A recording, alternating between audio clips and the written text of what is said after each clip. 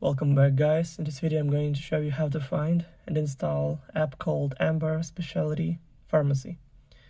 So first thing first, open App Store. Just click on that blue icon right here on your home screen.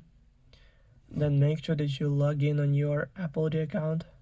Then click on the search button right here.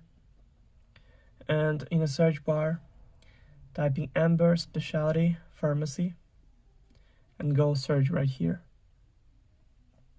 Then after that you will find the app right here, so click on that, then click get, then install, then confirm installation through Face ID or Touch ID or using password from your Apple ID account.